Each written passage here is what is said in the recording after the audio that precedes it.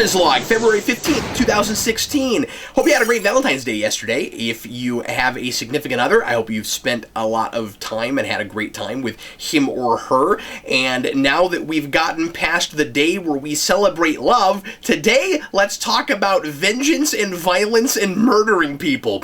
I just watched the trailer for Season 2 Daredevil, or should I say I just watched the first of two trailers that we're going to get before this comes out. The second season comes out next month, and I am very stoked and excited to get to watch it. I was a little surprised by the two-trailer thing. I thought about waiting until that trailer came out and just talk about both of them at once. I'm not sure just how much I have to say in reaction to this, but I thought I'd go ahead and make a video since this one is the Punisher trailer, and I'm expecting the second trailer will be the Elektra trailer. So we'll talk about Punisher today, and we'll talk about Elektra next time, and this will probably be pretty brief. But anyway, so we, like I said, just watched it. Here's my reaction. I am, first of all, just so excited to get back in this world again, and this trailer put me right back in the mindset and mood that I was in watching that whole season. It's so moody. It's so haunting. The score behind that trailer has been in my head for the last several minutes since I watched that trailer, and I'm just really excited to get back in that world again. Pretty dense trailer. I was just as I like to talk about, you know, putting together a trailer and what it does as a little piece of its own to make you want to see it. I think it does a really good job of being really dense and cramming as much into 2 minutes as it can while having a central focus of what it wants you to take away from it. And it's got all that iconography. You know, you get to see the new suit in action.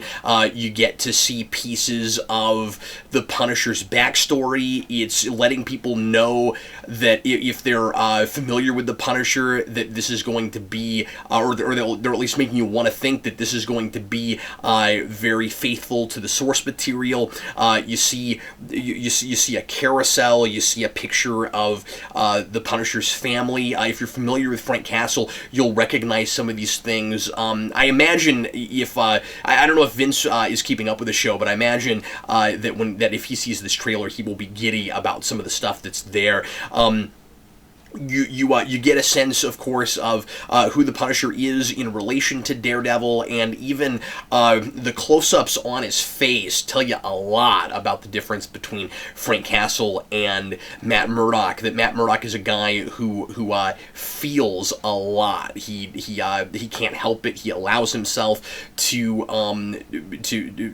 have intense emotion and to allow that to drive him, and his he cares a lot, and Frank Castle does not. Frank Castle looks like he's lost his humanity, and there's nothing behind his eyes. You know, you look at the difference between Matt Murdock and the Kingpin.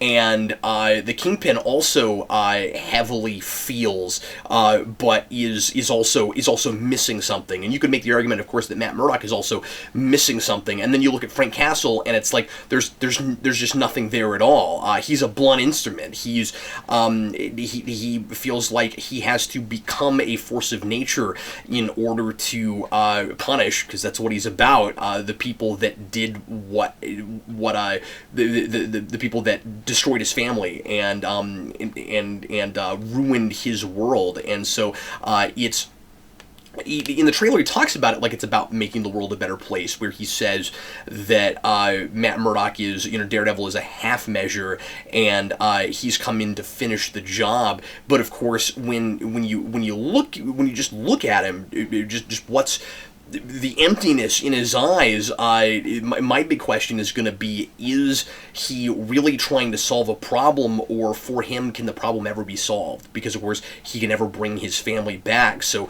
would the Punisher even venture out from Hell's Kitchen and go after anyone else that remotely reminds him of the kinds of people that did what happened to his family? And so that's going to be interesting getting into it. I said when we first heard about the Punisher being in the show, what I thought was all the big potential in comparing in having this this kind of extreme of Daredevil and this almost, in a weird way, midpoint between Daredevil and Kingpin, and that seems to be exactly what they're doing, where Kingpin chose to be the evil, and Daredevil has chosen to be the good, and the Punisher thinks that there is no choice, and he's weirdly somewhere in the middle, even though he's still this horrible extreme. So there's this idea that Daredevil has inspired the Punisher, and that he might not have become the vigilante that he is were it not for Daredevil, but he also sees Daredevil as a problem and getting in the way because he won't go far enough. It reminds me of a lot of Batman Begins stuff. He won't do all that is necessary. You have that escalation. Steve Maxey wrote a post on Facebook where he said he was a little bit worried with especially the line at the end of this, that that this might be going too much into Dark Knight territory and drawing too much from that material. And of course, for me, Verdict is kind of out on that, but I totally understand what he's saying and why that is potentially a concern. Once he said that, it made me start kind of questioning it too, and thinking, would the Punisher need Daredevil to do what he does? Like if the Punisher could get in such a, Frank Castle in such an extreme headspace where he feels like he has to go punish everyone that is the kind of person that hurt his family, that killed his family. He's all about revenge. If he feels that strongly about it after his family is murdered, I don't know that he would have needed Daredevil to exist to get the idea to go and do that in the first place. Maybe the way he goes about it to a degree, or perhaps there'll be a plot thing where we'll discover that what I'm wondering is if he might end up blaming Daredevil to a degree for creating this environment that killed his family. So it might not be so much Daredevil put on a costume and goes out and fights criminals, and so Punisher comes up with that but decides to do it with guns. Maybe it's that he didn't go far enough in the first place. I bet this is exactly what it is, that he didn't go far enough in the first place, and if he had, then those people would all be gone, and then Frank Castle's family wouldn't have had to suffer for it. And so in that way, he can blame Daredevil for starting, for kind of keeping the status quo going. And if that's what it is, and not so much, you've started a thing like Batman that a villain has to come in and kind of press against, then it's a very different thing. And so maybe it won't be too Dark Knight, in that way. The Elektra thing at the end gave me goosebumps. I can't wait to see more of her. It'll be interesting to talk about her, in that trailer when we see a little bit more of her. I'm wondering, and I'll probably talk about this more later, how much supernatural stuff we'll get with the Hand. We've already, of course, got pseudoscience. We have characters with superpowers that get them from freak accidents, and we've got kind of a sci-fi thing going on there. But I'm wondering if we'll start introducing some supernatural and mystical occult stuff in tandem with bringing in Doctor Strange into the Marvel Cinematic Universe a little bit later this year. And of course, that's going to have to start happening at some point with Iron Fist anyway, so I wonder if we're going to start really seeding that in this season with the Hand, and if we'll see any mystical stuff, and I'm kind of interested to see that. To go back to my earlier point that I kind of fell off of whenever I started getting into the psychology of the Punisher, like I said, I like that we're reminded of all of the important aspects of Daredevil's life and all of that iconography and mythology. So you've got the religious stuff there, and he's talking to the priest, and I'm interested to see how involved the priest is going to be now that he is. Of course, he's aware of Daredevil through a lot of that last season too. But when he says, you're not finished, I found that really interesting. That he's kind of encouraging it now, and so I'm interested to see how involved that's going to be, and how much the Catholicism will play into his feeling a responsibility to continue doing what he's doing.